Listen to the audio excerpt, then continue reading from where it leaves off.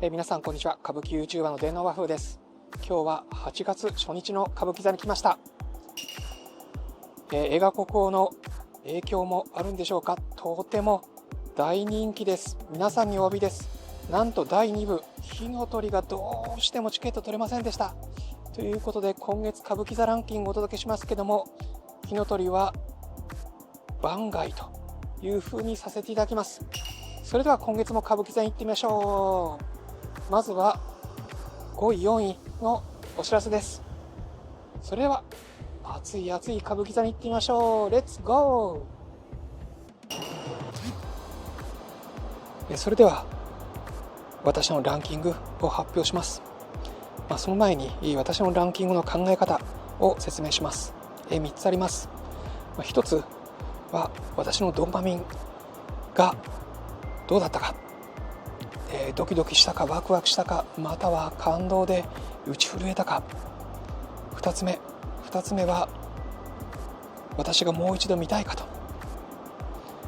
そして3つ目の観点、これを歌舞伎初心者の方、例えば映画の国宝を見て歌舞伎を見に来られた方に見せたいかどうかという3つの観点でつけています。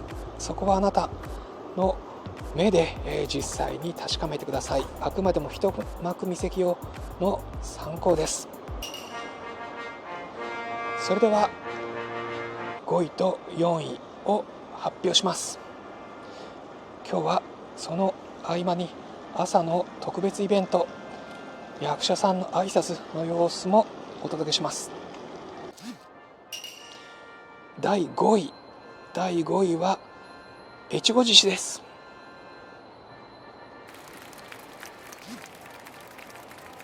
今越後獅子が終わりました。20分程度の演目なんで、爽やかにさらりと終わったという気がします。上方では越後獅子、そして江戸では角兵衛獅子というそうです。去年の12月に南座で鴈治郎さん、万太郎さん、鷹之助さんがやりました。その時に結構派手に鴈治郎さんが振って、一部の評価の方はあれは振りすぎだという声もありましたけども、今日の7人の若い獅子たちも元気いっぱい振っていました。その振るというのは、最後の方の布さらしをおじや縮みの水で洗うと、水にさらして作る様子を舞踊化しているということで、布が床に触れないように振るのがコツだそうです。そしてそれは獅子のこの毛振りをパロディ化しているという話もあります。で、踊りとして難しいなと思うのは、途中浜歌と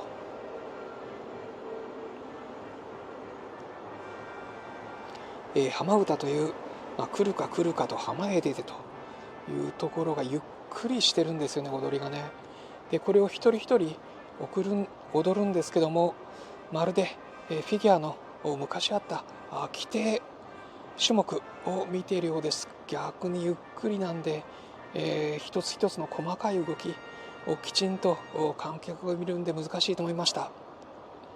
それも単に踊るだけじゃなくて、途中バトンを持ったり、ロープ、新体操でいうとロープ、紐を持ったりということで、いろんな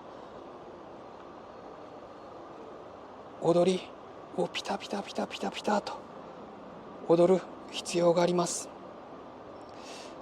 そこ、橋之助さんが最初出てきましたけども、スローだから難しいけど、見事に踊ってました。その後は歌之助さんでしょうか。そこを抜けると、あとは楽しく賑やかに布さらしの場面となります。さすがにちょっと7人いると、しかもみんなフォーメーションどんどん変えていくところもあるんで、誰が誰かというのをちょっと追い切れないところも正直言ってありました。自分の皆さんの推しを見つけてください。以上、越後獅子のレポートでした。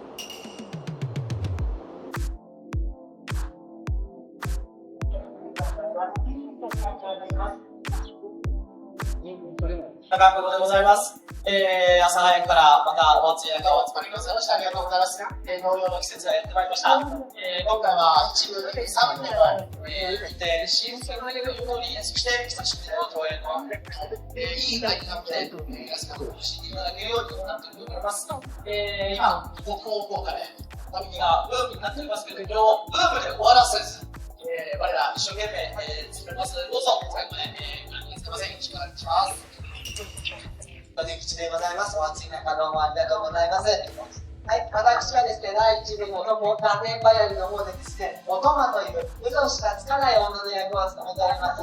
また、第2部では、七之助さんに触れられる姫様に出ていただいている正反対のお二人でございます。一生懸命務めさせてどうぞよろしくお願い申し上げます。どの役も尋常じゃないぐらいの汗をかいてやっております。あまり汗をかかないんですけども、それだけ、熱い、いろんな意味で熱い舞台をご覧いただけると思いますので、ぜひこの夏はこちらにお越しください。よろしくお願いします。ダンコさんお願いいたします。おはようございます。市川ダンコでございます。私は2部の火の鳥に出させていただきます。1話には躍進と勝ちました。千秋楽まで一生懸命かけるバランスによろしくお願いいたします。第4位、迷ったんですけど第4位、野田版研ぎ立つの打たれです。今研ぎ立つの打たれが終わりました。いやー、最後なんと拍手が鳴りやまずにカーテンコールがありました。初日からカーテンコールです。そして野田秀樹さんが舞台に上がって一緒に挨拶をしました。勘九郎さんたちと一緒に挨拶をしました。完全にこれは野田秀樹ワールドという感じがしました。そして20年前に今の勘九郎さんのお父さんの勘三郎さんが襲名の時にやりましたけども、きっとそれと同じ構成だと思います。直球野田秀樹という感じです。ただその歌舞伎としては2つあって、前半中盤6秒に1回笑いがあります。笑いも、今の時勢を織り込んだもの、パロディから、ちょっとコミカルすぎるものまで、これは意見が様々に好き嫌い分かれると思います。そして音楽中盤まで結構きちんと三味線などの、生の音使ってたんですけど、最後、野田秀樹さんで、桜の下の時にも出てきた、トゥーランドット、プッチーニのトゥーランドットが、呼吸で、流れました。これ録音だと思います。金銭揺さぶるいい曲なんですけど、プッチーニ、これも意見がいろいろ分かれるところだと思います。そして、3つ目、テーマ、テーマがもともと最初に出てくる忠臣蔵、この仇討ちがいいのか悪いのか、虚しいものじゃないか、そしてその仇討ちの成否を決するのが結局民衆の判断、民衆の声、そしてこの研ぎ立つ中では民衆が途中で SNS のように賛成派、反対派、 SNS がこの研ぎ立つの勘九郎さんへの敵討ち、これを平井串郎の染五郎さん、そして平井西次郎の勘太郎さんがしますけども、この本当に仇討ちがいいのかという問題提起を突きつけます。もしかするとチャップリンのようなテーマかもしれません。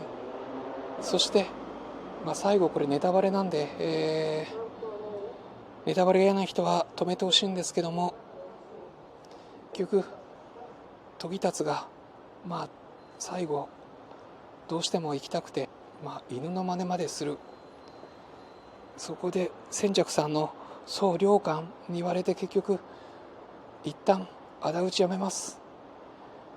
要するに歯向かってこないものを殺すと、これは仇討ちじゃなくて人殺しだというアドバイスでやめます。そして民衆は次の仇討ちを求めてきます。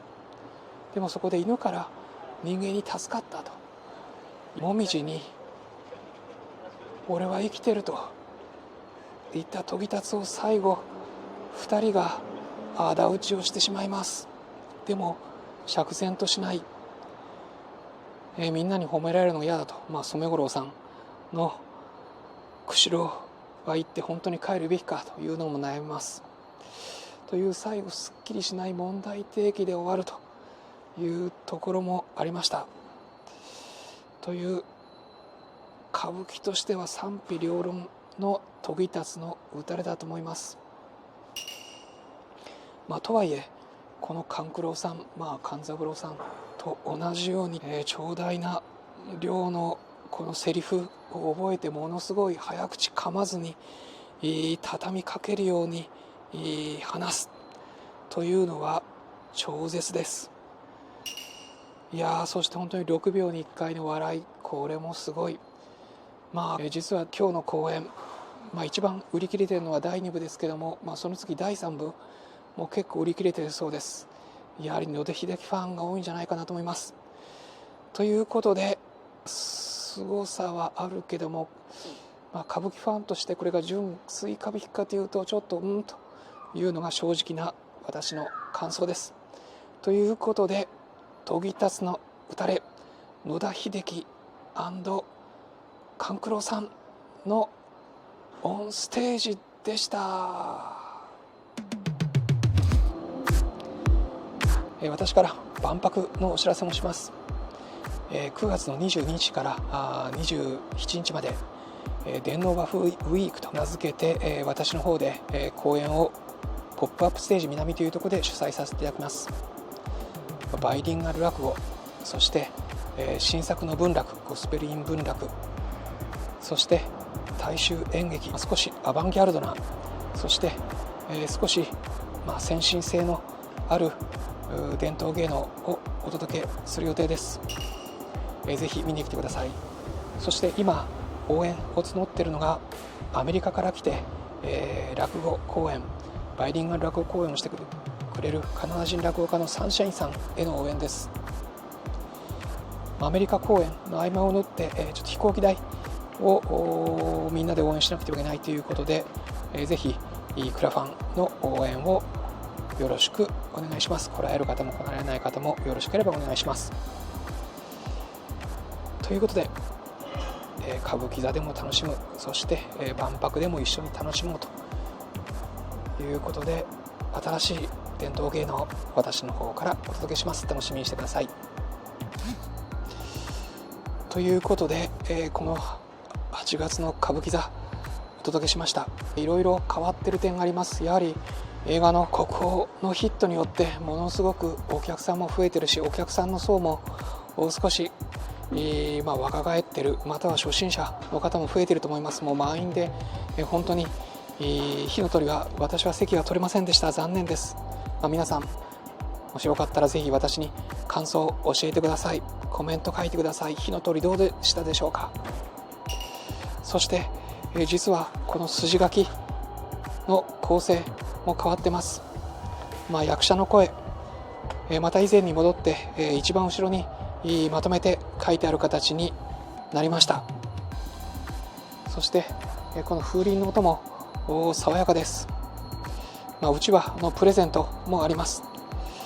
ということで、いろいろ変わってる、そして変化を飲み込む、そして進んでいく歌舞伎ということで8月の歌舞伎座からお届けしました。歌舞伎 YouTuber の電脳ワフでした。それではまた。